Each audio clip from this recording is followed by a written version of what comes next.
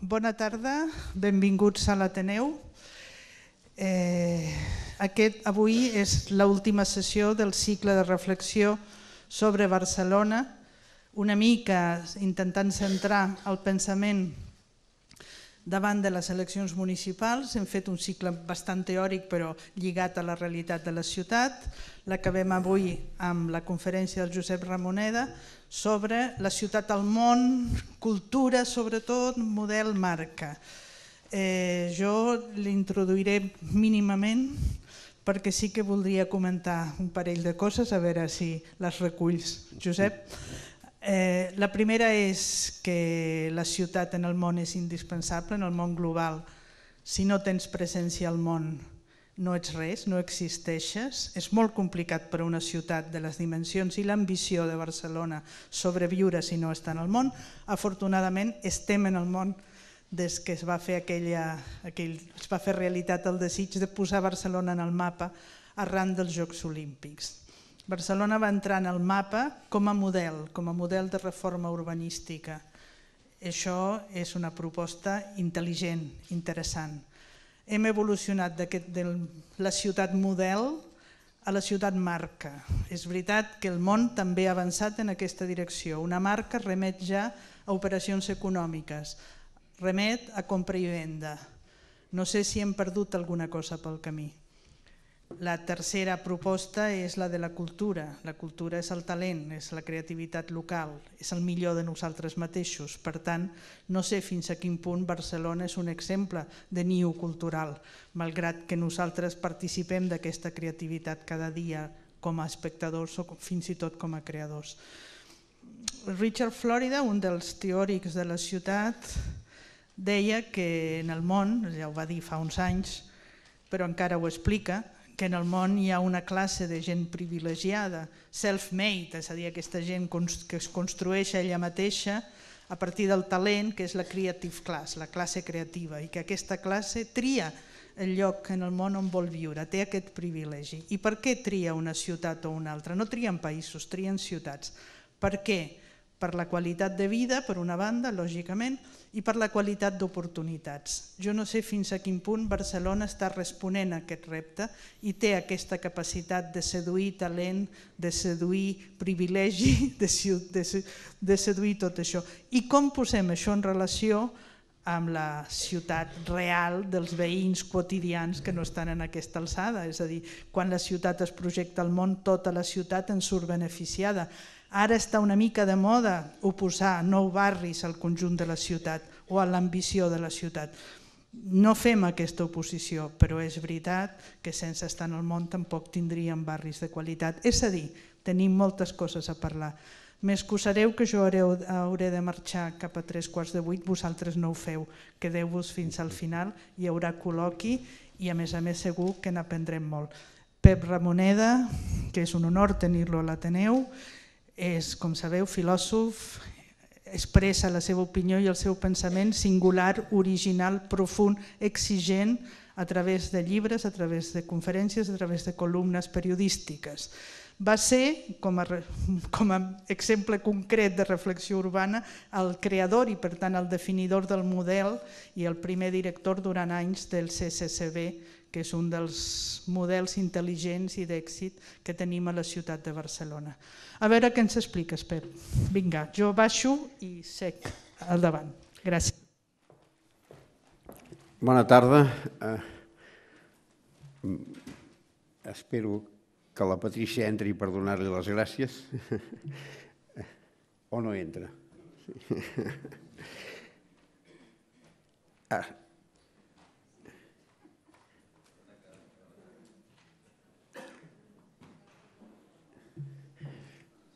Esperava que entressis per donar-te les gràcies i no volia donar-te les gràcies en absència. Moltes gràcies, doncs, per convidar-me a participar en aquest cicle.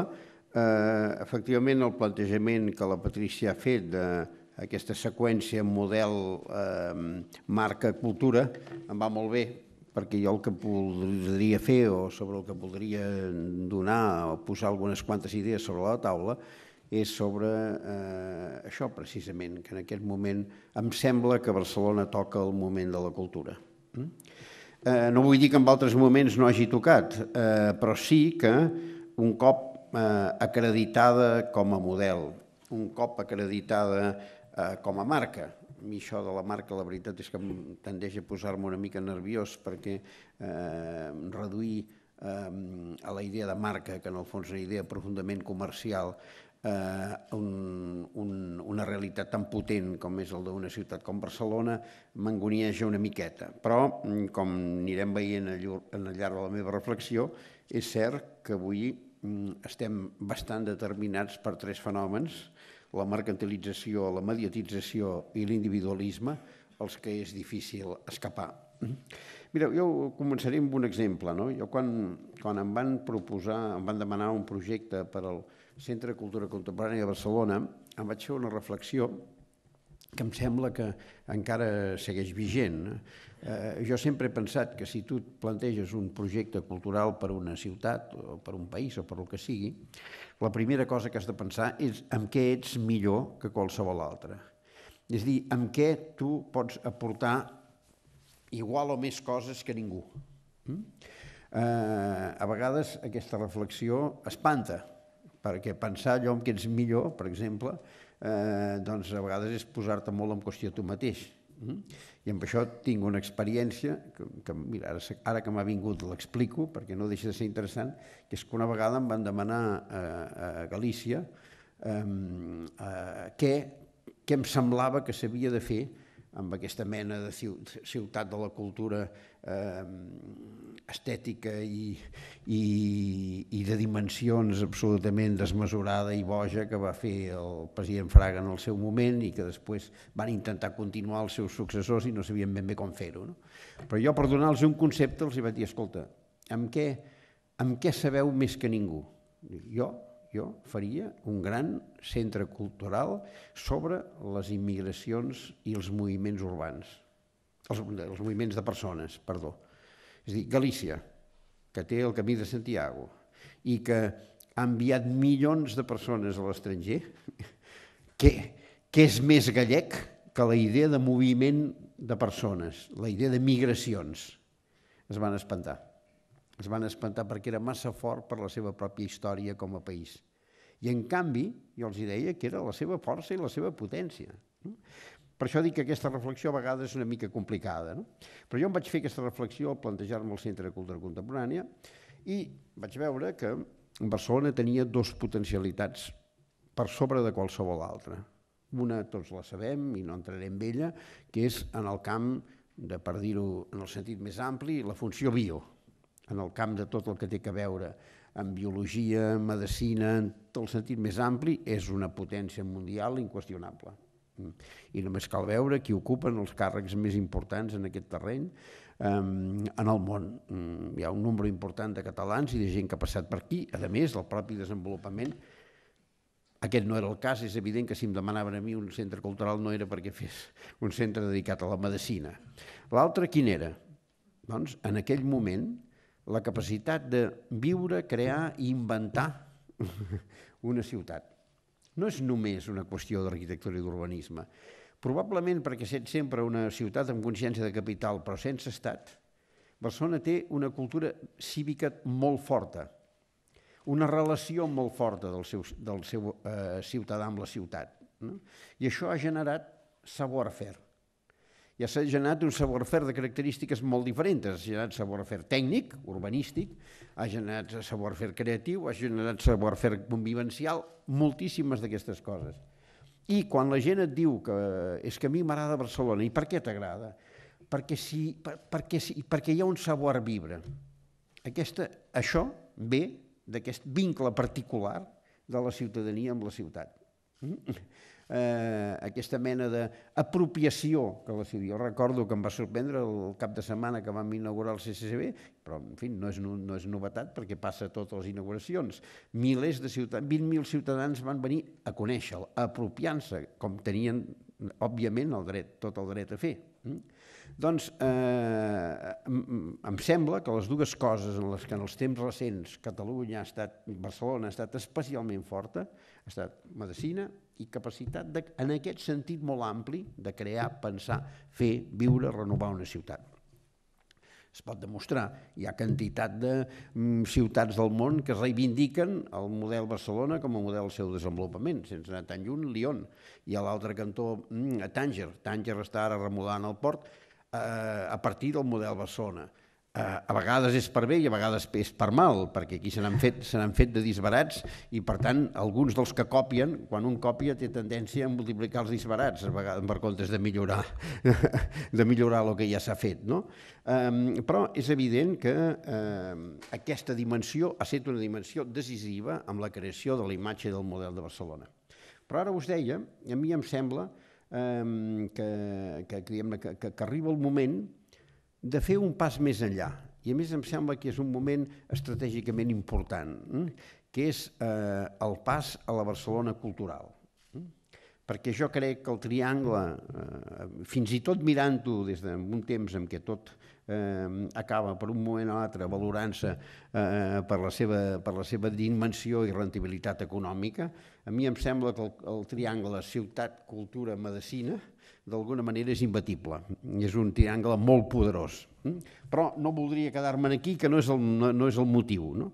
Crec precisament que en un moment com l'actual, en què a Barcelona i a Catalunya en general hi ha un nivell de mobilització i de repolitització gran, hi ha moltes coses plantejades sobre la taula, posar l'èmfasis en la cultura, en la seva dimensió més cosmopolita, com a bandera de Barcelona, i pensem que estem en el país en què estem. Dir Barcelona no és gaire diferent de dir Catalunya, per raons elementals, és a dir, un país de 7 milions i mig d'habitants, que al voltant de Barcelona hi viuen 4, o 4 i mig, amb molt, i que Barcelona té la potència que té, en molt bona part és una extensió, és una gran àrea metropolitana de Barcelona. Per tant, en certa manera, dir que la cultura ha de ser el moment barceloní actual és no massa diferent de dir que la cultura ha de ser el moment barceloní, el moment català actual. Potenciar la cultura. Potenciar la cultura. Deixeu-me que faci algunes qüestions, jo quasi bé diria, de principis o de plantejament prèvies bàsiques. La primera d'elles, una cosa que he repetit moltes vegades i que la reitero una vegada més.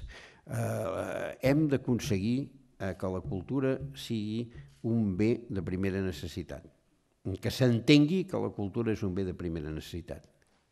No hi ha cap voluntat mitificadora d'això. Jo sé perfectament que el vel que separa la cultura de la barbàrie és molt prim.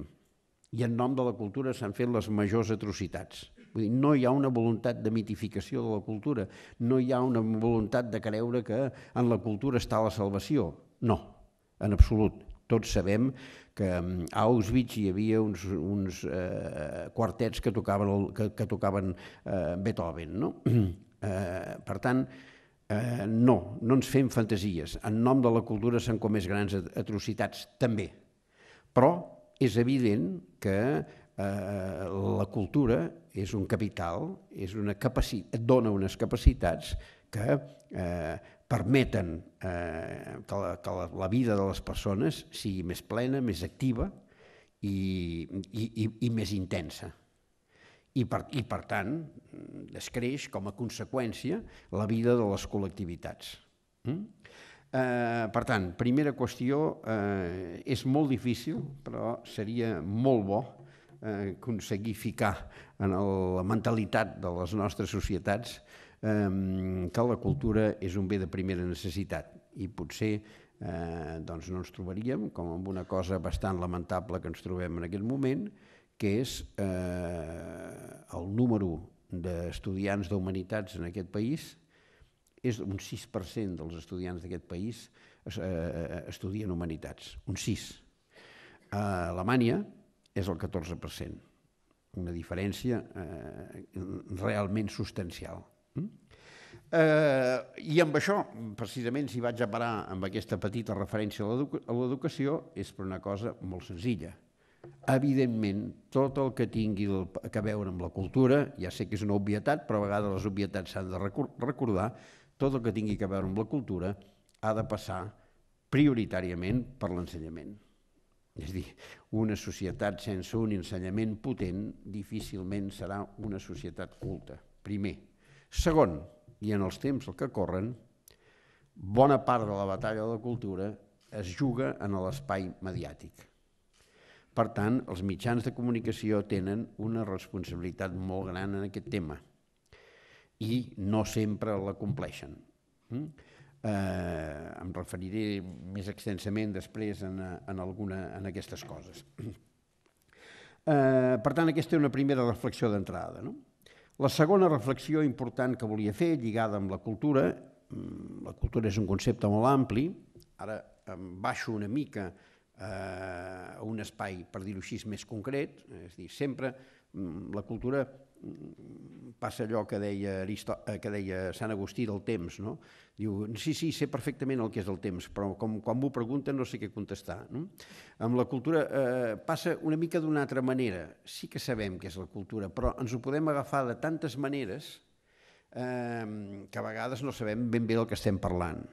Hi ha una idea ampla de cultura, que és la definició de cultura de Hegel. Hegel diu que cultura és la manera de parlar, treballar i desitjar d'una societat determinada.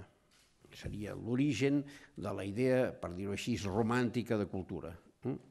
La cultura d'un poble, quan es diu la cultura d'un poble. La manera en què una societat determinada té de treballar, de parlar i de desitjar. És interessant i és una perspectiva interessant i més encara pot semblar més interessant i més fàcil, és més fàcil en les societats homogènies, però és més interessant en les societats molt heterogènies com les nostres i com pràcticament totes les societats del món avui, perquè aquestes maneres de treballar, de desitjar i de parlar poden acabar sent contradictòries d'alguna manera, no? I poden acabar sent motiu de relació, de conflicte, i per tant s'han de trobar les maneres d'interrelació. Però la cultura també ens la podem prendre en un sentit molt estricte, com tot allò que se'n diu equívocament l'alta cultura, però que es vol dir tot el que és el treball de creació, d'innovació i de producció cultural, per dir-ho així. També és una altra dimensió molt més concreta, és a dir, anar fitant signes referencials a la societat. Baixant una mica en aquesta direcció, volia assenyalar una altra cosa que em sembla extraordinàriament important, que és la importància de defensar les humanitats en un moment en què se les vol treure de les escoles o que se les està minimitzant enormement a les escoles a partir d'una ideologia que vincula d'una manera obsessiva l'escola a la productivitat, a l'emprenedoria, la gran paraula de moda, i al mercat de treball. És cert que l'escola ha de servir per formar i preparar els joves perquè puguin, entre altres coses, guanyar-se la vida, però també és cert que l'escola ha de servir per transmetre el saber i per crear uns hàbits de reflexió i de cultura. Per què em semblen tan importants les humanitats i en aquest moment més que mai? Ho diré d'una manera bastant senzilla. A vegades les simplificacions clarifiquen o les simplificacions són una mica massa brutals, diguem-ne, no? Però una idea que em sembla que és clara, no?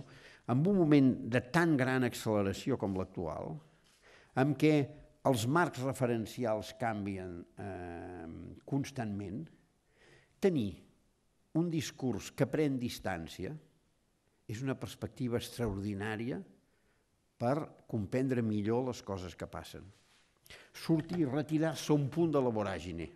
El que les humanitats ens proposa és, abans de mirar-te les coses, pren una mica de distància I aquesta distància te la dona tots els referents culturals i històrics en els que tu puguis apel·lar. I aquesta distància te la dona una actitud, que és l'actitud filosòfica, i te la dona una actitud, que és l'actitud creativa.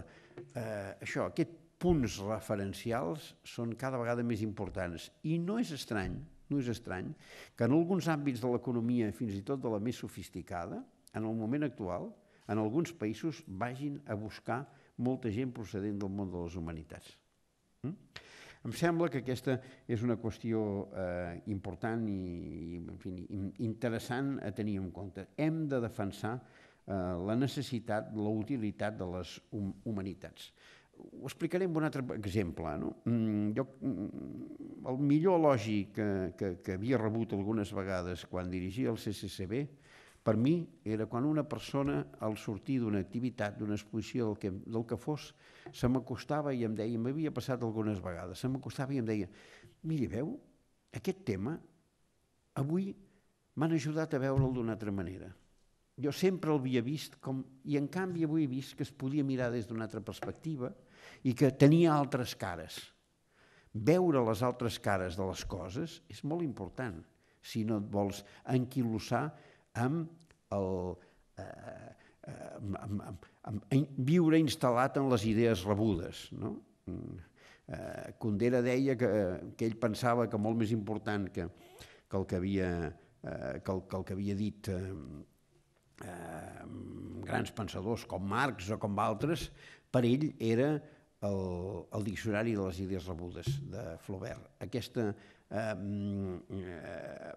advertència de que, cuidado, escolti, que moltes coses de les que vostè diu no s'ha preguntat mai per què les deia.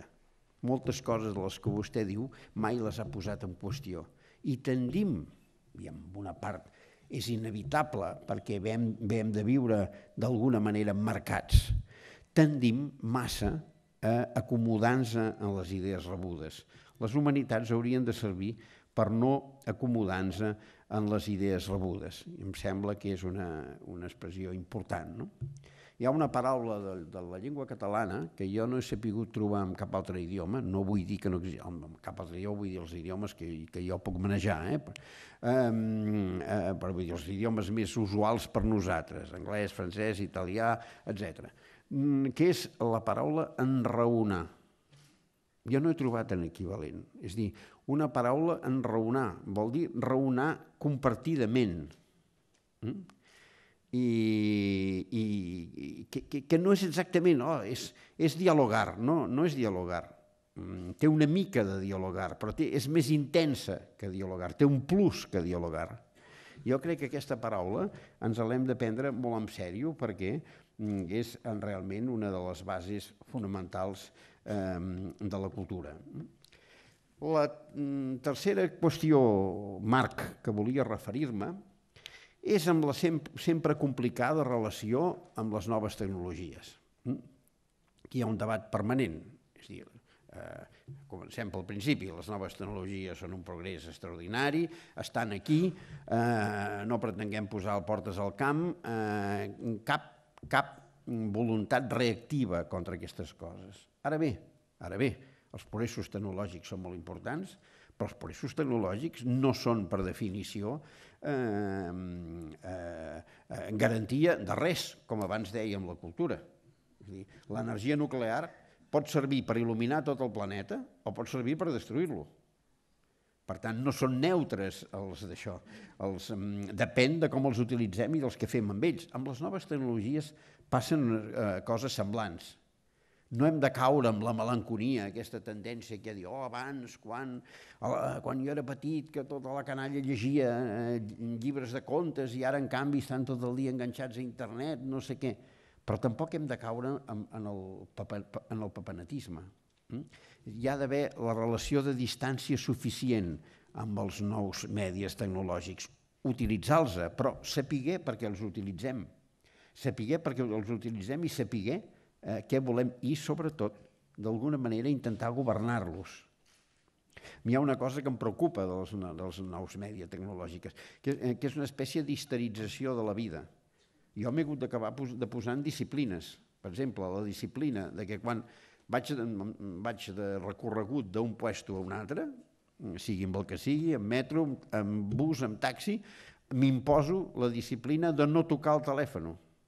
Perquè és que instintivament fas així i et passes el rato per res. Bueno, doncs abans jo el feia servir per llegir o per pensar aquests trajectes, doncs seguim-los fent servir per llegir o per pensar, no? Ja que s'ha de prendre una distància raonable, senzillament, evitar el papenatisme.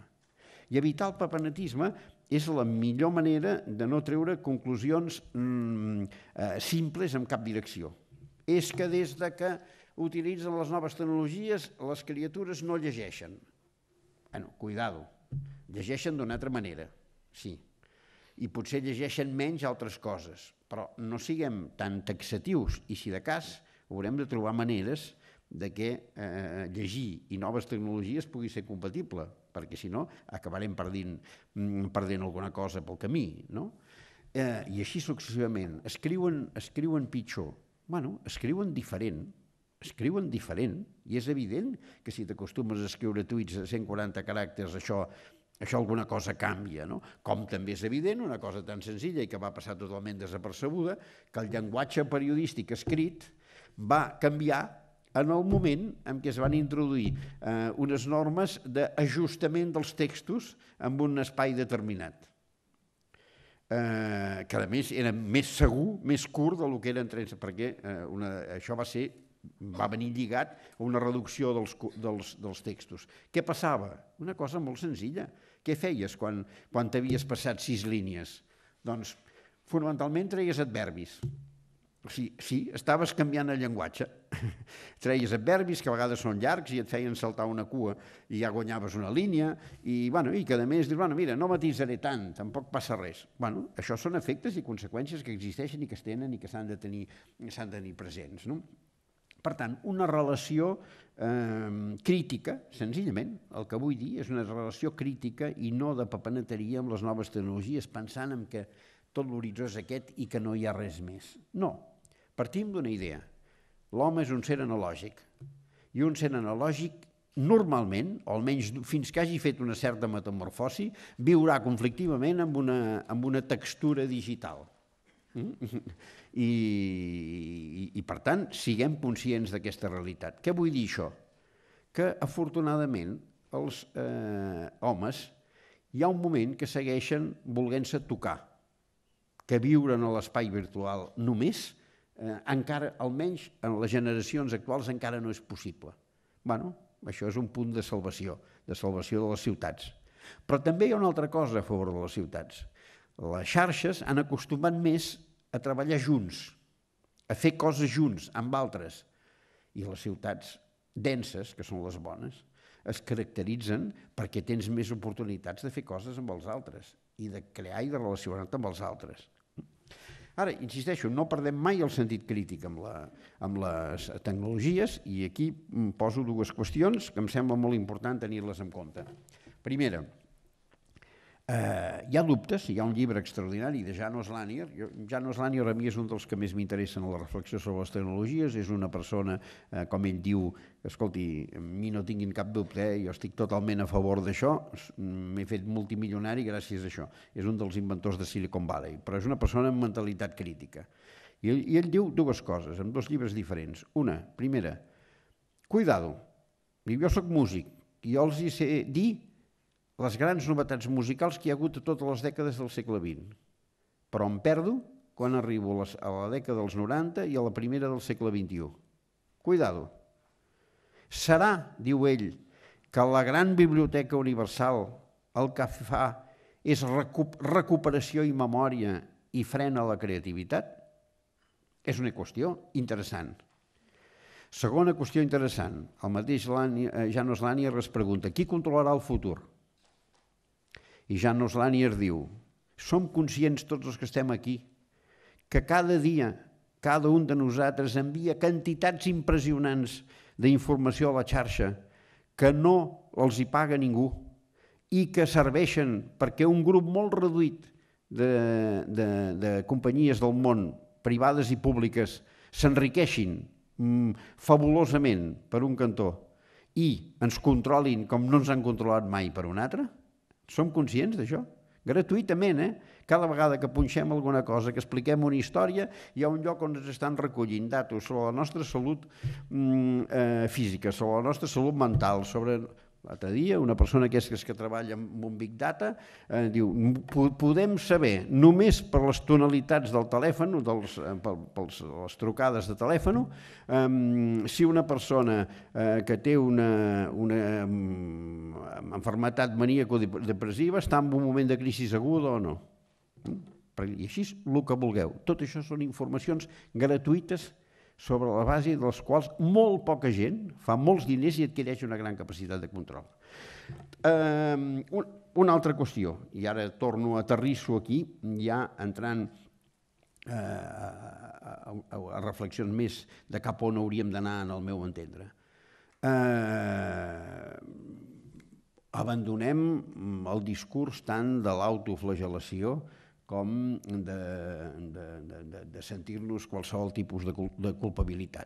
Hi ha una tendència ridícula que sovint prové de sectors culturals diguem-ne molt aïllats de la realitat social de la ciutat i del país, a considerar que aquest país és un país tancat sobre si mateix, poc cosmopolita, amb una mediocritat abundant i no sé quantes coses més. Mirem una mica el món, passegem-nos, anem als puestos. La quantitat d'activitats culturals que hi ha en aquest país qualsevol dia, la presència dels millors pensadors i creadors del món que venen i passen, entre altres coses, perquè com que deia la Patrícia abans, s'hi troben molt a gust i s'hi passen molt bé. La importància de la recerca en algun dels àmbits universitaris d'aquest país. I així, un llarguíssim etcètera, no hi ha cap raó per sentir-se acomplexat. Al revés, jo crec que els intents que hi pugui haver hagut en algun moment d'un cert discurs ideològic, identitari, nacionalista, tancat i conservador, han tingut un resultat escàs, perfectament descriptible. I si en algun terreny han triomfat és en el positiu. Per exemple, haver aconseguit que la llengua catalana s'hagi convertit en la llengua d'estatus. Per tant, en aquest terreny, senzillament, abandonem els complexes. Només n'hi ha prou en veure la composició social de la ciutat per veure que el que no la trobi prou cosmopolita vol dir que freqüenta territoris molt reduïdets i barris molt limitats. Jo vaig treballar durant 21 anys al Raval i una vegada vam convocar un projecte amb les escoles del barri i vam demanar a tots els xavals que van venir que s'expressessin cadascú amb la seva llengua d'origen, un petit text, i van sortir, si no recordo, 86 llengües diferents. Si això no és cosmopolita, no sé ben bé què s'ha d'entendre per cosmopolitisme. I al mateix temps no tinguem cap por al cosmopolitisme. Una cultura només és una cultura si té capacitat d'interrelació segura i confiada amb el món.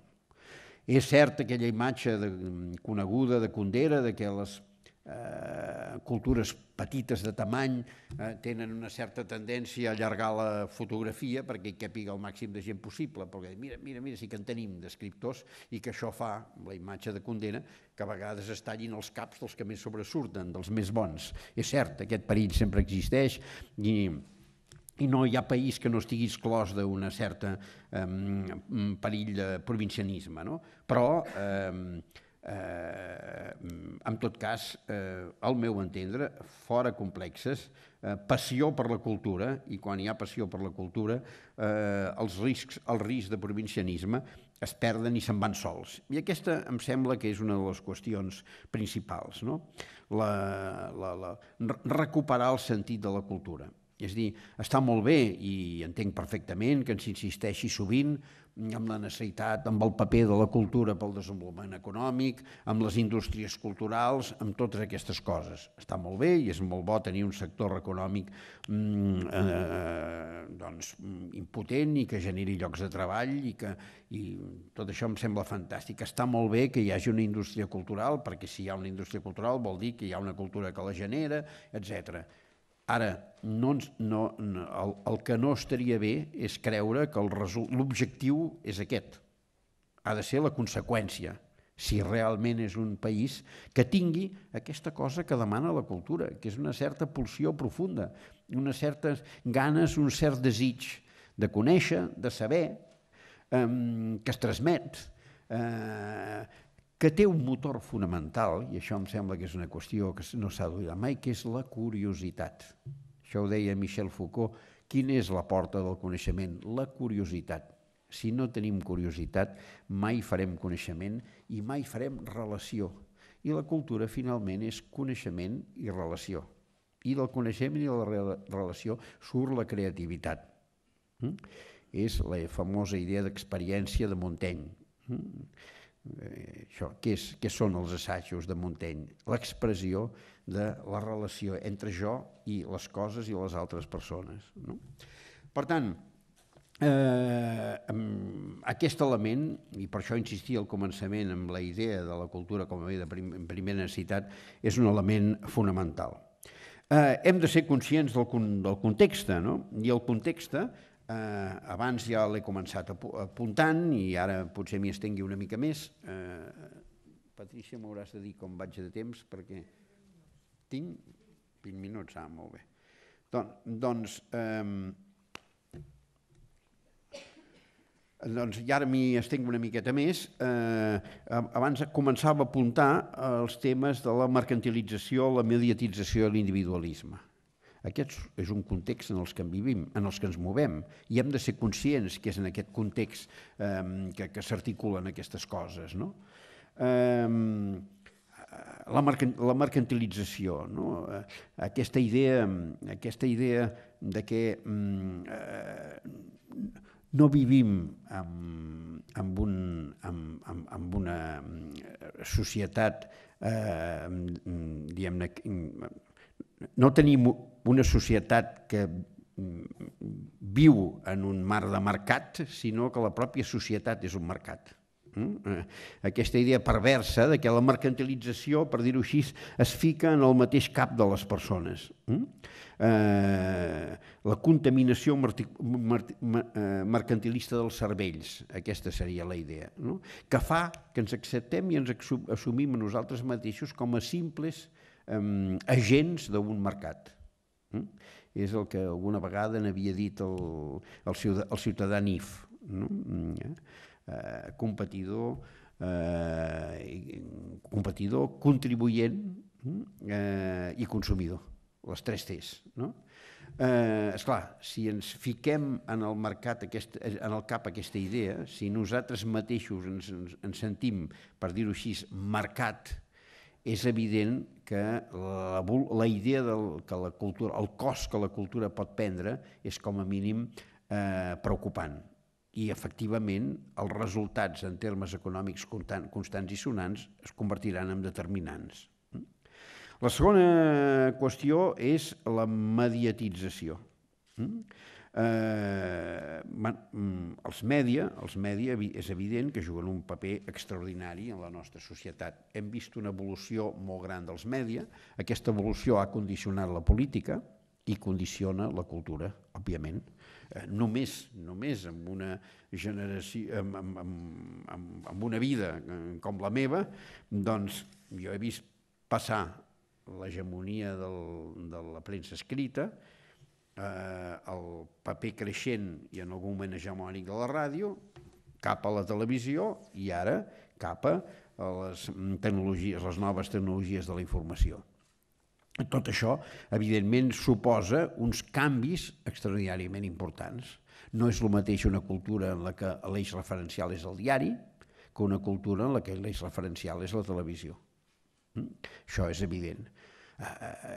I no és el mateix, evidentment, unes societats en què el nivell cultural és molt baix que unes societats en què el nivell cultural mig ha crescut inevitablement, com és la diferència de gent que anava a la universitat fa 50 anys i la gent que va a la universitat ara, per exemple, o la diferència sobre la quantitat d'informació que tenia la gent fa 50 anys i la quantitat d'informació que la gent té ara.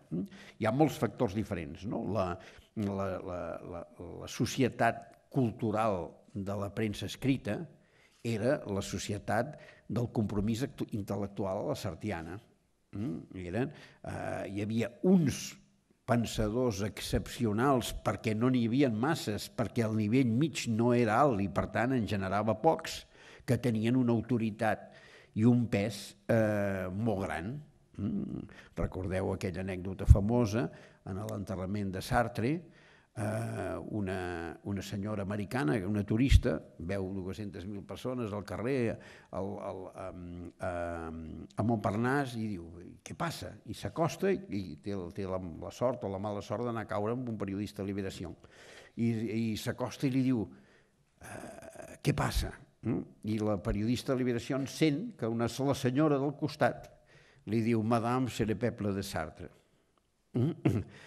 Senyora, és el poble de Sartre. Clar, això, en la cultura d'avui dia, no té cap... Dius, què és això? Quina cosa tan rara, no? En canvi, avui estem sota l'hegemonia d'altres mitjans. La televisió encara juga un pes molt important. Aquí ara hem viscut una sorpresa interessant. Semblava que la televisió ja estava en fase d'eclipse i en canvi ha sortit un fenomen potent com Podemos de base fonamentalment televisiva.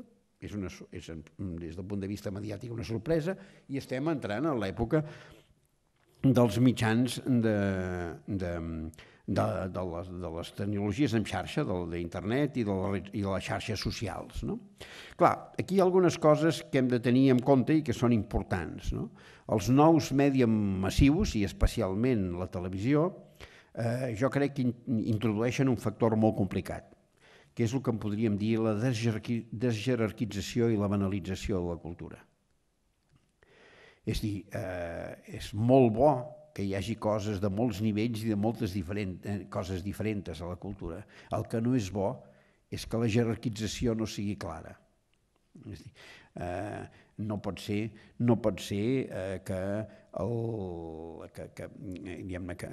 que no se sàpiga distingir entre Beethoven i l'última canció del verano. És a dir, la jerarquització ha de tenir una representació social, per dir-ho així. No pot ser només una cosa d'exquisits i cadascú ha de saber, hi ha d'haver en l'ambient un cert coneixement del diferent valor de cada cosa. I en la cultura televisiva ho dificulta, clarament. Després hi ha tot el món de les xarxes socials. El món de les xarxes socials és molt interessant i ofereix perspectives i hipòtesis molt grans i encara està per explorar perquè d'alguna manera estem en el punt zero. De moment ja hi ha hagut alguna sorpresa important. Al començar les xarxes socials ens van dir que les xarxes socials garantien automàticament la globalització, la cosmopolitització, que les xarxes socials permetrien que qualsevol xaval de Barcelona tingués amics a Vladivostok i a Seattle i no sé on. Clar, què ha passat? El que passa cada vegada que agafes un instrument. Què fas quan vas agafar el primer telèfon mòbil? Què vas fer? Anar a trucar a Vladivostok? No, vas trucar a la teva mare o al teu germà o al teu nòvio o al teu amic. Bueno, a les xarxes socials ha passat el mateix. Primer, han reforçat les relacions socials ja existents. Exemple, aquí en tenim un de ben clar, la mobilització independentista de Catalunya. Primer, han reforçat els moviments socials i han potencialitat els moviments socials ja existents. Per tant, hem de tenir en compte d'aquesta dimensió. Per què? Perquè ofereix unes dimensions molt grans, evidentment de relació, d'interrelació a gran nivell, diguem-ne, però també de relació pròxima, d'enfortiment de la relació pròxima i a partir d'aquí de canvi de les relacions culturals, socials i polítiques. Per tant, aquí hi ha tot un camp important a tenir en compte. I l'altre aspecte que volia subratllar i que volia destacar és el de la individualització. És cert que en els últims anys hem viscut un procés d'individualització que hi ha algun moment que semblava que anava a portar les nostres societats gairebé a l'anòmia. Jo ja fa alguns anys vaig escriure un llibre contra la indiferència en el que intentava descriure això, com la insistència en la figura d'un home econòmic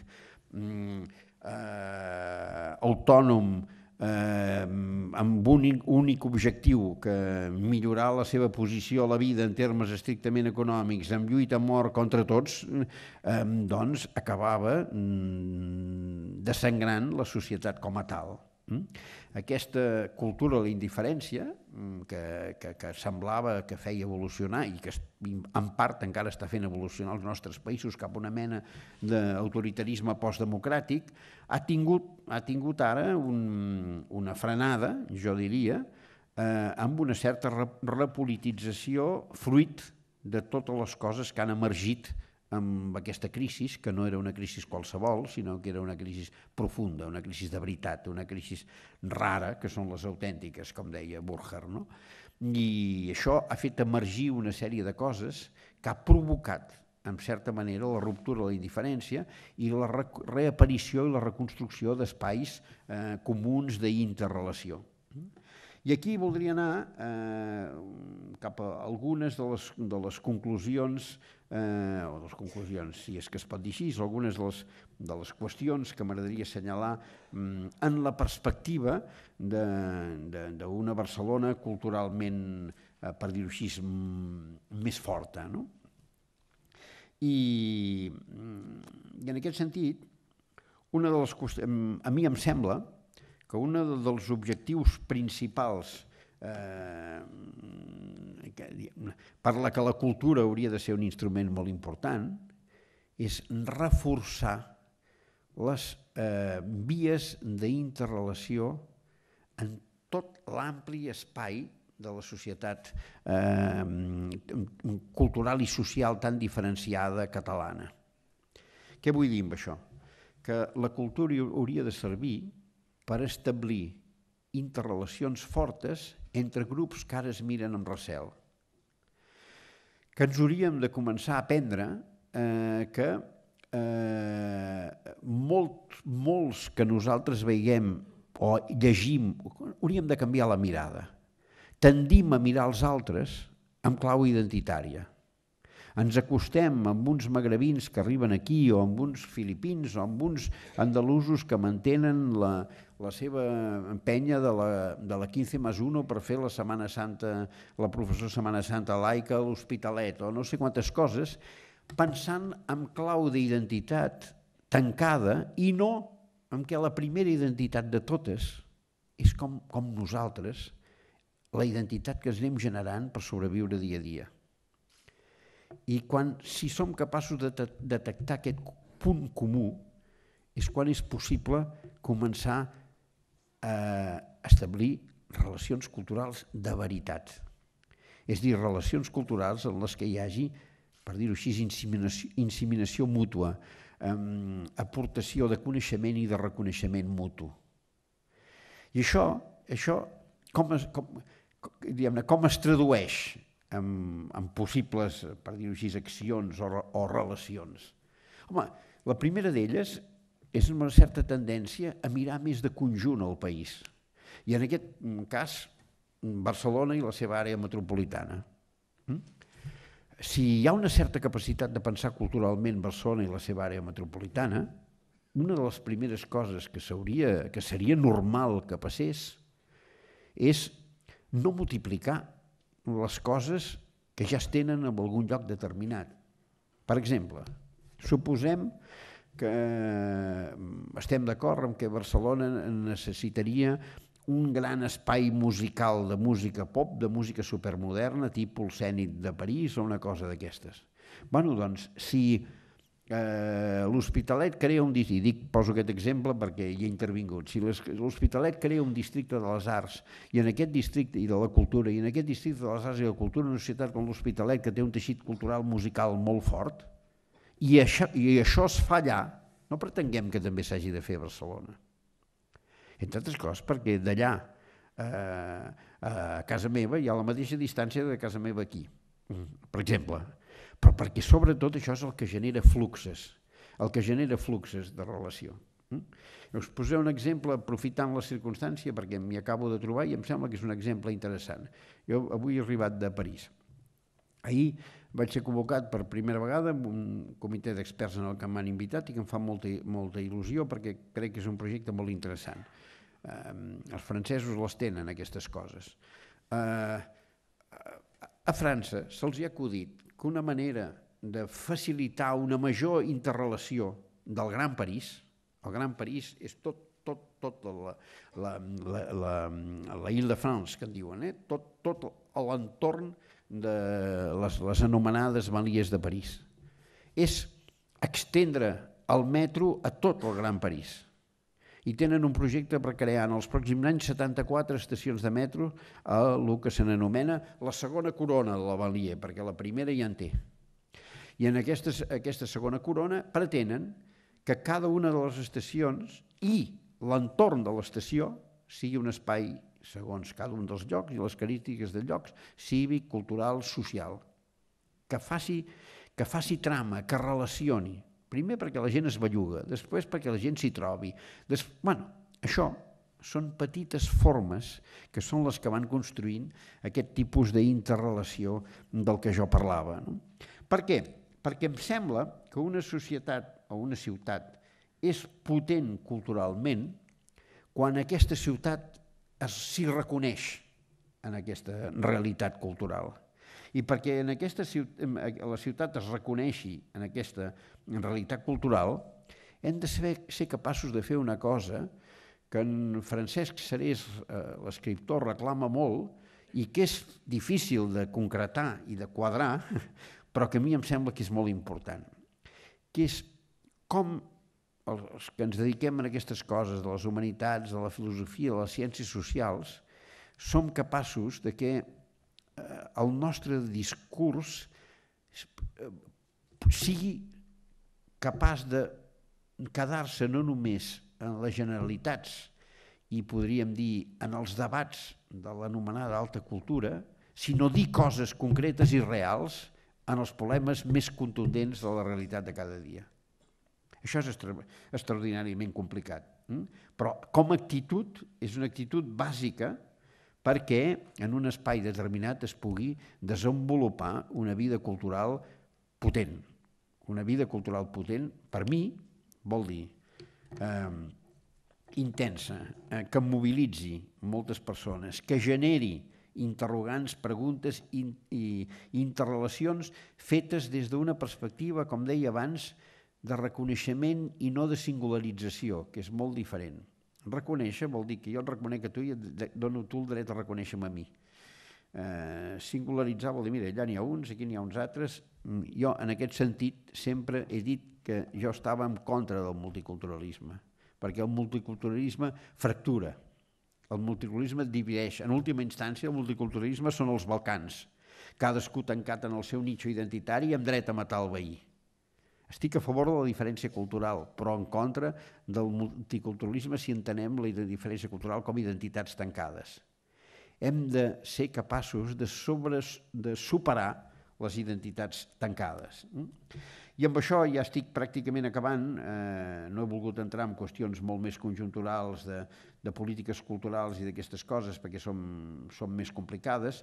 És evident que necessitem que la cultura s'entengui que és un bé de primera necessitat, necessitem seguir permanentment millorant l'ensenyament, que no està tan malament com alguns es pensen, però que sí que és necessari millorar-lo permanentment. És evident que hi ha una anomenada societat civil, aquest també és un concepte que se les porta i que en podríem parlar rato, hi ha una anomenada societat civil que no té una idea clara del que significa la cultura en el seu sentit fort i potent, i que és cert, com es diu sempre, que amb una certa millora condició fiscal doncs hi hauria més inversió en la cultura, però que, a més de la inversió fiscal, dels avantatges fiscals, hi ha d'haver pathos cultural, i això del pathos cultural no és tan evident i no està tan extès ni tan, per dir-ho així, propagat. i que per sobre de tot, és molt important, i és el que al meu entendre separa una societat culturalment forta d'una societat cultural dèbil, que hi hagi un vincle col·lectiu en relació amb la cultura. Agafeu l'exemple de França, no? França és el país del món que més ha sabut preservar aquest vincle. Per què França, que ja no és ni de lluny la potència que podia haver estat en el seu moment, genera una mobilització mundial tan extraordinària per l'atemptat contra una revista satírica seva? Perquè, com va dir Malraux una vegada, la cultura és la nostra Coca-Cola. I el país s'ho ha cregut. I, per exemple, la inversió en cultura que fa aquest país no la fan molt pocs altres països. Llavors França anirà més bé o anirà més malament. Tindrà moments més... Ara no passa un moment gens optimista ni gens bo, però sempre tindrà aquesta Coca-Cola, que és la cultura.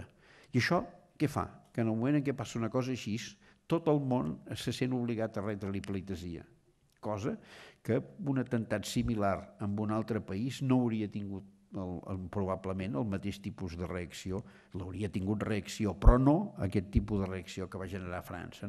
Poso una mica com a exemple. Per tant, això, en última instància, el que voldria, i em sembla que per un país que lluita amb la voluntat d'intentar assolir un estat propi amb unes armes molt limitades, fonamentalment una arma, que és la mobilització ciutadana i la possibilitat d'algun dia aconseguir una majoria a partir d'aquí, fer de la cultura la seva Coca-Cola, és una de les coses que ningú li ha de donar permís per fer-ho, i que per tant no pot donar excuses si no ho fa, i pot fer-s'ho tot solet perquè té la potència i la capacitat per fer-ho. I per això Barcelona és capital.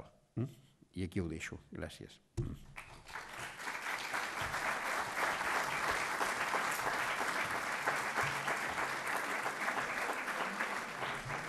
Adéu.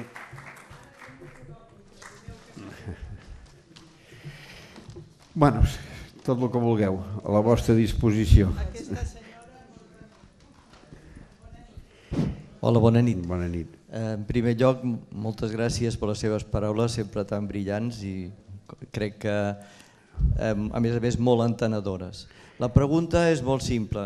En aquest panorama cultural desitjable i interessant que vostè planteja, quin paper hi jugaria concretament a Barcelona i als seus voltants, el turisme? El? Turisme. Aviam, primer, el turisme hem de tenir sempre en compte una cosa. El turisme és una mirada molt particular. Totes les mirades són legítimes. Jo he fet turisme a vegades, però el turisme és per definició una mirada superficial, perquè tu passes per un lloc, no tens temps per entretenir-t'hi i mires.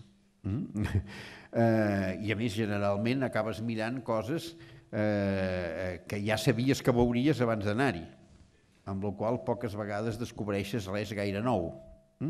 Però és una mirada com una altra, primera qüestió. Segon, és una forma d'interrelació i de comunicació com una altra. Jo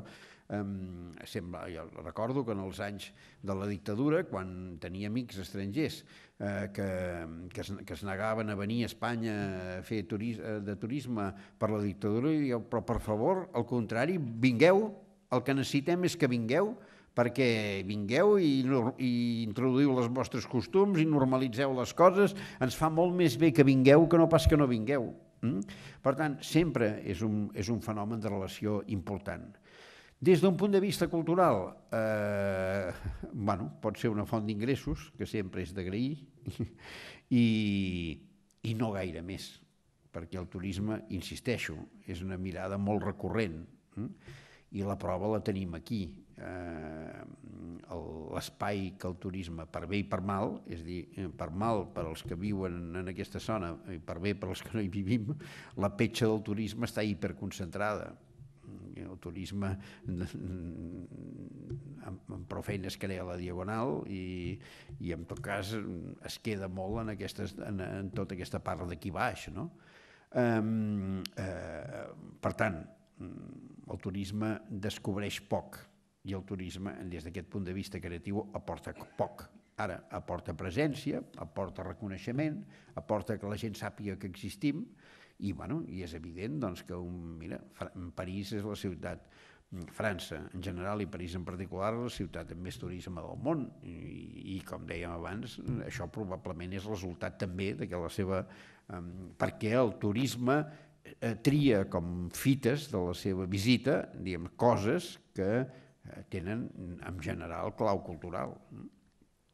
Ara no ens ensenya massa sobre nosaltres mateixos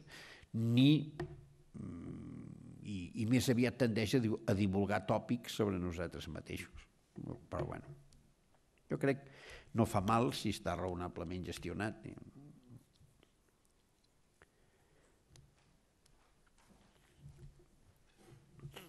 Hola, buenas tardes. ¿Habría diferencia entre cultura y costumbres? Cultura y costumbres. Bueno. Lo digo porque hay pueblos infinitamente que se consideran incultos y tienen sus costumbres y eso. No, es que volvemos al inicio, ¿no? Cuando he hecho... es igual.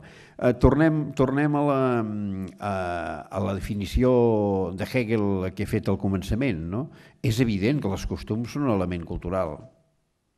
Clar, el problema de la paraula cultura és la seva enorme extensió. En l'origen hi ha una distinció, que és la distinció entre natura i cultura.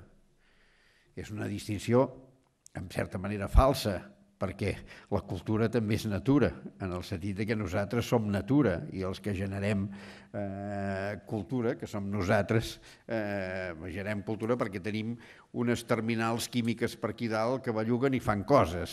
Però bueno, hem acceptat la convenció de distingir entre natura i cultura.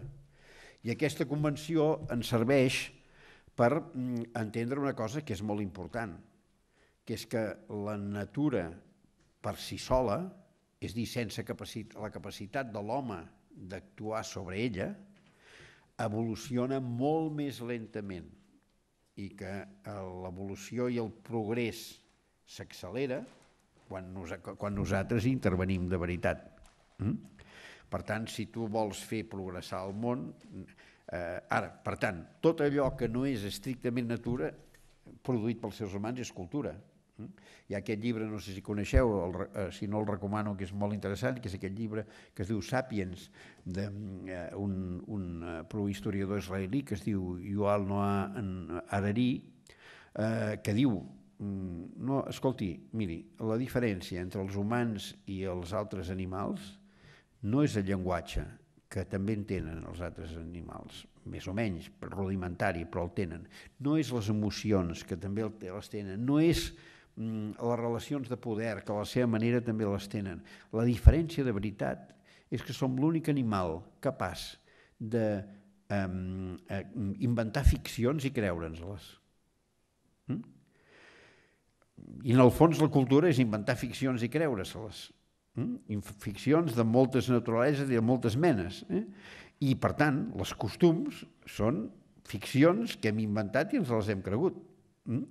I és evident que és important les dues coses, que les ficcions perdurin, però que al mateix temps siguem capaços de qüestionar-les i posar-les perquè les dues coses són les que fan que l'evolució i el canvi sigui possible, evidentment, no? Però, sí, evidentment els costums són cultura, no?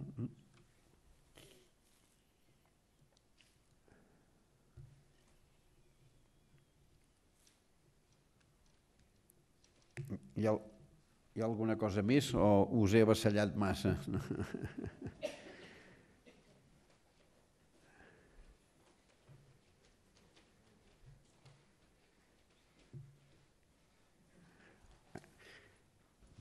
Hola, bona tarda. Bona tarda. Com és possible el diàleg intercultural si tots estem a darrere de la nostra trinxera? Bueno, Com és possible? És possible obrir-nos a tant si ni entre ni en el mateix congrés que en teoria es va dir a dialogar hi ha possibilitat de diàleg? Bueno, jo crec que una de les coses que hem de fer és aprendre a sortir de la trinxera, no? I hi ha hagut moments de trinxeres més complicades, no? Aviam, esclar, aquí hem de distingir una mica entre el diàleg cultural i el diàleg polític, perquè són dues coses sensiblement diferents. El diàleg polític no podem oblidar mai que darrere del diàleg polític hi ha una qüestió, que és la lluita pel poder. És a dir, a vegades diguem-ne, abusem d'una certa ingenuïtat o una certa prejudici favorable. La política és la lluita pel poder. Siguem conscients d'aquest dato perquè si no ens confonem. Llavors, la democràcia i per tant la política neix del conflicte. La democràcia té una virtualitat, que és que per comptes que aquesta lluita pel poder es faci de qualsevol manera, la ritualitza. I la ritualitza en forma d'un debat parlamentari en el que les agressions, si de cas, són paraules. No són ni cops de puny ni tirs de pistola, encara que a vegades en algun Parlament hagi passat. Per tant, d'alguna manera, els parlaments són la ritualització de coses que abans se solventaven, per dir-ho així, amb violència. I, a més, una altra cosa, la regla de la democràcia és la majoria. Mana aquell que aconsegueix la majoria. Això té un altre element, que tendeix a binaritzar el conflicte. Encara que hi hagi molts partits, com que en algun moment o altre s'ha d'arribar als 50 i alguna cosa, hi ha una certa tendència a polaritzar a dos. I això dona una certa conflictivitat. Però tot això, al meu entendre, no ha d'impedir la possibilitat d'uns diàlegs reals possibles a nivell cultural. I de fet no ha d'impedir i en principi no impedeix. És cert que a vegades la pròpia dinàmica cultural pot tendir, com diré jo ara, a sectorialitzar i a vegades fins i tot a sectaritzar els que són d'aquests, els que són d'aquells altres. Però jo crec que aquestes coses s'ha d'anar superant-les amb una certa voluntat real de diàleg. I la voluntat real de diàleg, que això en el món,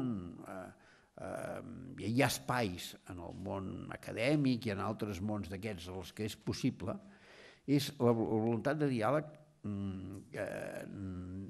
parteix d'un principi, que és la disposició de cadascú a escoltant a l'altre i ser susceptible de deixar-se convèncer si els arguments de l'altre li semblen més sòlids que els seus. Això, evidentment, és complicat, és difícil. Però més enllà d'això, la cultura també és veritat que té una potencialitat molt gran, que és que ofereix elements referencials que van més enllà d'aquestes coses. Davant, per posar-ho fàcil, davant de les menines de Velázquez, doncs hi ha moltes maneres diferents de mirar-se-les, però és improbable que una reunió al voltant de les menines de Velázquez acabi a cops de puny, per dir-ho així. La cultura, en aquesta dimensió de grans referents d'orientació i de percepció de l'espècie humana, ens ofereix unes possibilitats que tenen més grandesa, per dir-ho així, que les baralles per al poder.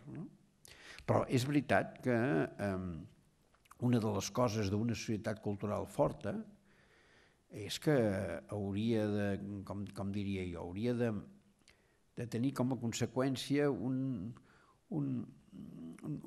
menys temor reverencial en els que manen. que jo crec que un dels problemes de les societats nostres és que encara hi ha una mica massa de temor reverencial als que manen, encara que no ho sembli per la quantitat de disbarats que es diuen sobre tots ells en cada moment, i més en aquest moment que estan tan desprestigiats. Però a l'hora de la veritat...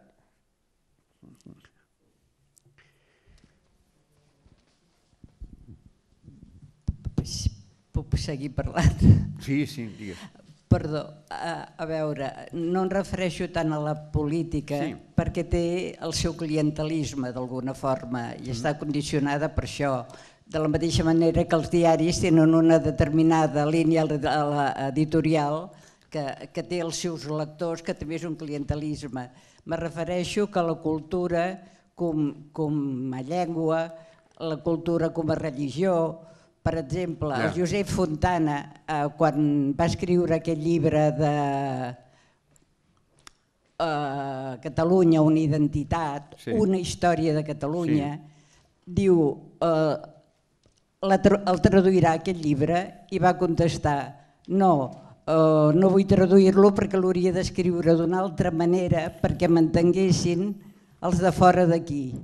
Per tant, ja és una cosa que portem des de l'escola, des de l'ensenyament, una formació que és difícil d'aconseguir un diàleg, per dir d'alguna forma. Per això és evident, però el camí, jo crec que el camí és el que obre aquest comentari d'en Josep Fontana.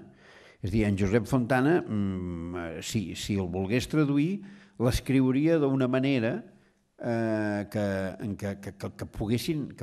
entrés dintre dels paràmetres de pensament dels altres, que és el primer punt de partida, intentar posar-te en el paràmetre de pensament dels altres. Mira, jo ja fa un parell d'anys la Generalitat em va demanar d'anar a explicar el tema de la independència d'aquí a Sciences Po a París. I el primer que els vaig dir, vaig començar dient-los, miri, el que jo els explicaré a vostès ara entra dintre per vostès, en la mentalitat republicana francesa, forma part d'allò que en diem l'impensable. I els vaig dir així, començant. Per tant, els demano que tal com jo faré un esforç per explicar-ho amb lo possible, integrant les claus de la cultura republicana francesa, que jo conec molt bé i a més en moltes coses comparteixo, vostès també facin l'esforç de sortir dels paràmetres de les seves referències de la cultura republicana francesa. És que és per aquí per on s'ha de començar. És evident que les relacions humanes i socials són relacions que es caracteritzen per una cosa, que és que sempre són relacions de poder. A la que hi ha dues persones juntes, com que no són iguales, hi ha un diferencial. I aquest diferencial immediatament es tradueix en relacions de poder. Això Michel Foucault ho explica molt bé i per tant partim que la humanitat funciona així. I per tant és evident que els discursos, les ideologies, les religions, els discursos culturals de tot tipus serveixen com a instruments de disputa social, etc. D'acord? Però el que es tracta és de civilitzar-la i de buscar allà on hi ha punts compartits.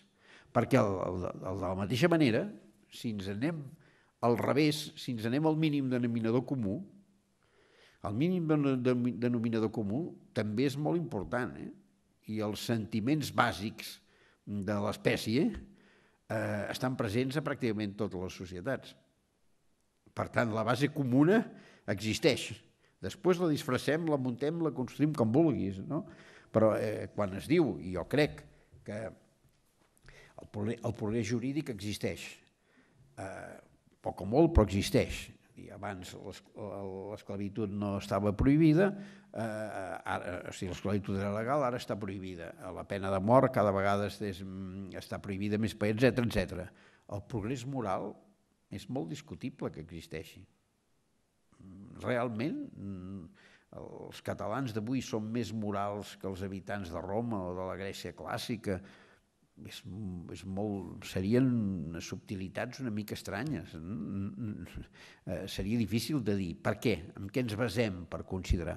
Per tant, sí que hi ha unes bases substancials compartides molt potents, que després les hem, diguem-ne, diferenciat i separat per qüestions de poder en un sentit molt ampli, amb les distintes ficcions que hem construït i que ens hem acabat creient uns i altres. Per tant, aquí hi ha espais molt complexes, però a mesura que es van... Ara vivim una experiència nova, que s'està veient amb les religions. Una de les grans novetats del món és l'enorme caràcter desmitificador per les religions que ha tingut la globalització. És clar, abans hi havia unes quantes religions que reinaven amb monopoli sobre terrenys determinats. Si en un lloc hi ha una sola religió, que és la verdadera, i després n'hi ha alguna, però fonamentalment n'hi ha una, era molt més fàcil el discurs de que aquesta és la verdadera. Quan n'hi ha 300, per què aquesta i no aquesta altra? I quan dintre d'una mateixa família... Per tant, és molt desmitificador també per les religions. I això pot generar conflictivitat, però a la llarga jo crec que és positiu. Voltaire diu allò, diu, miri, una religió és l'autoritarisme, és el despotisme. Dues religions és la guerra, moltes religions és la llibertat. Doncs això potser costarà, serà llarg i tal, però potser comencem a anar una mica en aquesta direcció, encara que en alguns casos pugui semblar el contrari. Però fixa't que en el cas que sembla més el contrari, que és en el món islàmic, en aquests moments estan en plena guerra civil entre ells, que és el que ningú vol veure, que és entre xiites i sunites, que no és molt diferent del que va passar en el món catòlic, quan mica en mica el món catòlic va començar a entrar en una fase de més civilització. Agrair-te la fluïdesa d'idees i de llenguatge que sempre utilitzes. Jo volia referir-me a un tema que tu has comentat, que és de la cultura i l'ensenyament dintre de la cultura, i potser el tema de l'elitisme, que és preocupant. O sigui, la cultura sembla que sempre ha estat associat via museus o via, per els motius que sigui, al costat de les grans mecenes de les corts, de les cortes imperials o reals de tot el món, ha estat sempre associat a determinat estatus econòmic. Sembla que l'ensenyament, a les grans universitats avui dia, de Harvard, de la Universitat de Londres, etc., les tarifes de la Universitat de Londres ja m'ho comentaven que són 9.000 lliures al curs universitari a London Political School. O sigui, em sembla que això és un tema que és preocupant, o sigui, que realment la cultura que tant defensem i que tots estem d'acord sigui una cosa tan elitista. Potser a l'antiguitat també ho era, potser el Praxíteles o el Da Vinci també estaven al voltant d'aquests entorns econòmics favorables. Com es pot superar, com es pot discutir o polemitzar sobre aquest tema? Gràcies. La cultura en el sentit, això, diguem-ne, de l'alta cultura, en el sentit més genèric, és evident que sempre ha tendit a ser elitista, entre altres coses, perquè en cultures hi havia, doncs, parlem de cultures en les que la gent que tenia mínim accés en aquestes coses era molt petita i molt reduïda, i després van agafar un cert monopoli les religions i després sempre ha estat una cosa bastant elitista. És cert que a partir especialment a partir del segle passat i de mitjans del segle passat, quan comença l'educació massiva i obligatòria, és quan es comença a produir un canvi important en aquest sentit. I, per tant, la clau és i serà sempre l'ensenyament. Tot el que no passi, tot el que puguem fer més enllà de l'ensenyament és peanuts, que diuen els anglesos. Són cacauets. La base de veritat d'una cultura sòlida és que la gent surti amb una formació sòlida. I a França, durant molts anys, l'ha aguantat el liceu amb el tema i dissertació. Jo recordo que la primera que vaig assistir a una classe a França, l'any 72, acaba el professor i un xaval de la meva edat, això de 19-20 anys, demana la paraula i va fer una intervenció que jo vaig pensar, bueno, vés-te'n, perquè aquí faràs el ridícul sempre. És que, però com? Vaig quedar ébloui, que diuen els francesos. Després pensant, bueno, però aviam, però sí, està molt bé, 1, 2, 3, molt ben ordenat i tal, però què ha dit? Ja no era tan clar que hagués dit gran cosa. Però bueno, però hi havia un nivell que aquí era impensable en aquell moment, just sortit del batxillerat.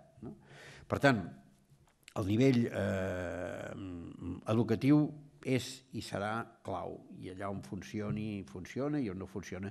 I és veritat que això que dius del risc de l'elitisme amb algunes grans universitats. Ara, més a França, als Estats Units hi ha una preocupació molt gran perquè els hi ha esclatat la bombolla universitària i es troben amb que hi ha, amb aquests, com plegat hi va haver una inflació dels preus, i es troben que hi ha universitaris que tenen deute per la carrera de 30 anys i que ara no poden pagar.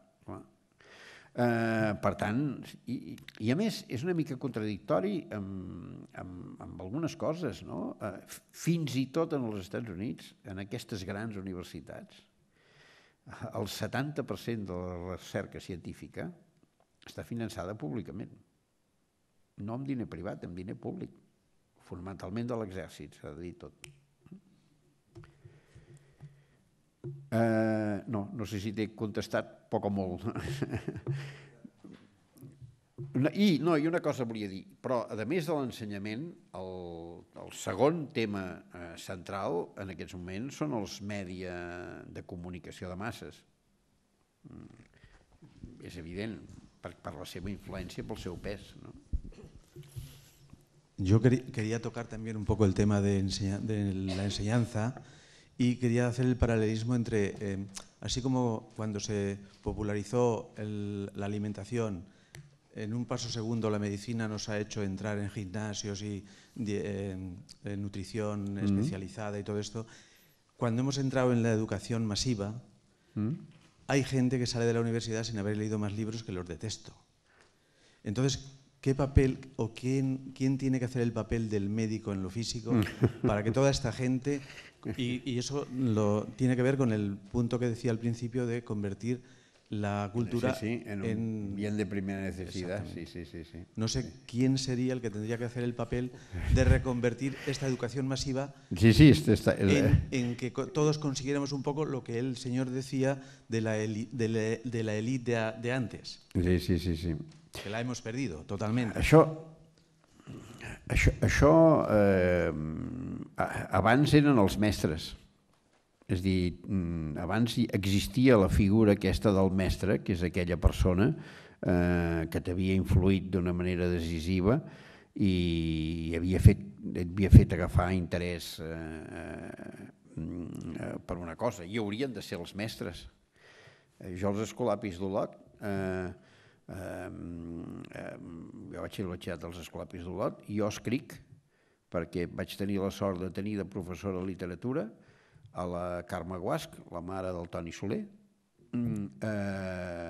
i amb un col·legi de capellans que només hi havia 2 professores dones, la Carme Guasch i la senyora Plana, que feien ciències naturals.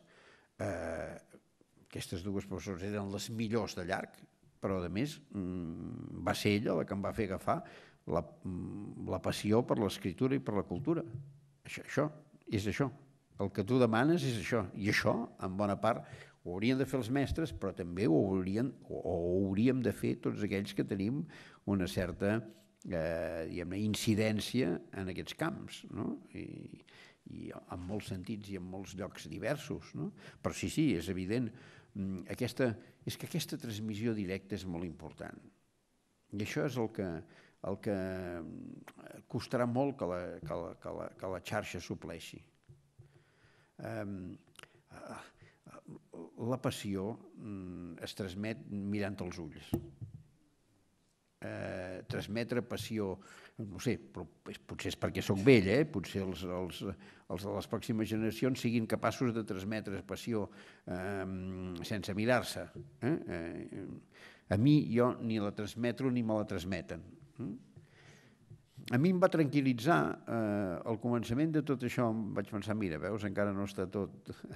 Al començament de tot això, un dia van venir uns nois al CCCB, quan estava al CCCB, i em van dir, escolta, voldríem fer una exposició de les 50 webs de ciutats més bones. I els vaig dir, escolta, mira, ara aquí, amb el meu ordinador, les podem anar veient una darrere l'altra, aquestes 50 webs. Digueu-me quines heu triat i ens les mirem. Vosaltres creieu que per veure aquestes 50 webs us he de deixar el hall durant un pilot de dies, gastar no sé quants diners en monitors perquè es puguin veure les 50 a l'hora. No entenc com quadra amb la vostra cultura digital. I em van dir, és que volem tocar-nos, volem veure'ns. Bueno, vaig dir, home, menys mal. Em vaig quedar tranquil, diguem-ne, no? Però, bueno, aquesta dimensió és molt important, no? Però és veritat, la relació aquesta peculiar d'un mestre, que és el que transmet la passió, la sensibilitat per aquella cosa, és molt definitiva.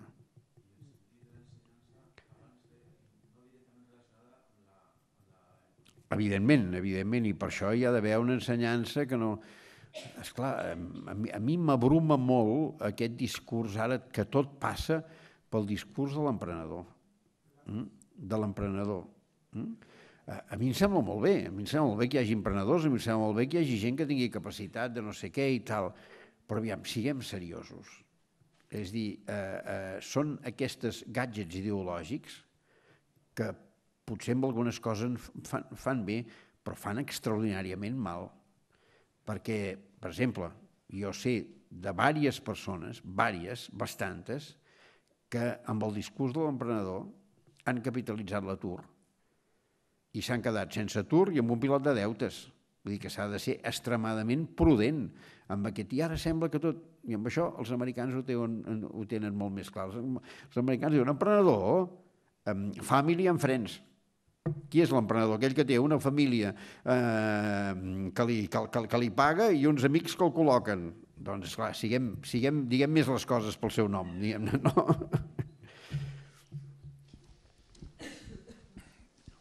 Aparte de las gracias por la magnífica conferencia, yo quería insistir en un aspecto, en el aspecto económico de la cultura.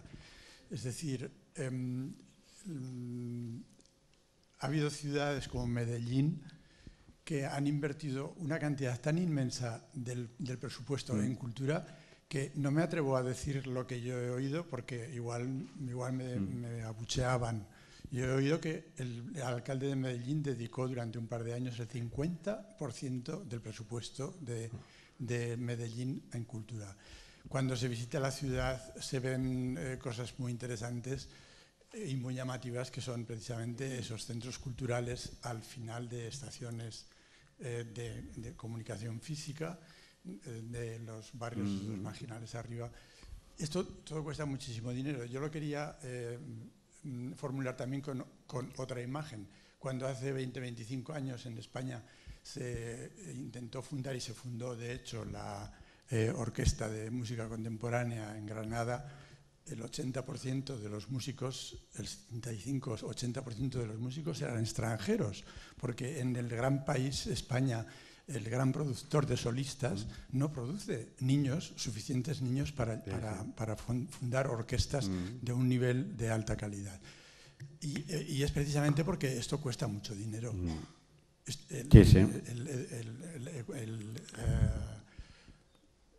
Sí, la música. El violín, la clase todas las semanas... L'aprendizaje larguísimo. Sí. Jo conec bé Medellín i tinc molta bona amistat amb primer alcalde i ara governador Fajardo, que és el que li va donar aquesta gran empenta. És veritat, Medellín és un exemple d'utilitzar la cultura per soldar una ciutat tremendament difícil de soldar. i jo me l'he patejat bastant i han fet coses espectaculars de cultura i d'infraestructures, és a dir, el paper que juga el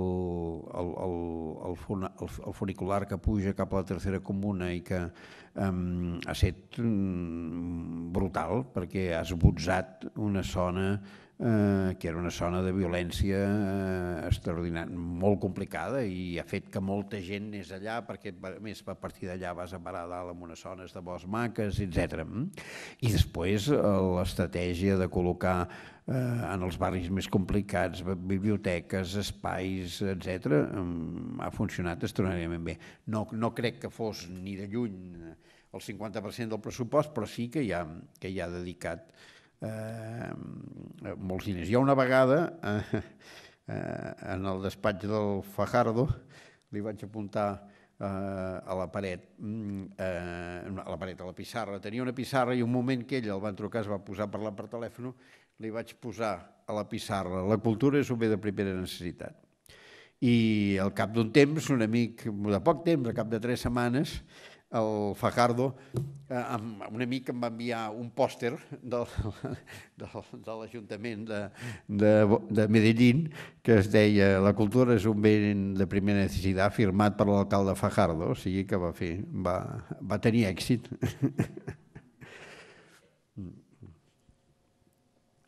Molt bé, doncs res, moltes gràcies per la paciència i ho deixem aquí.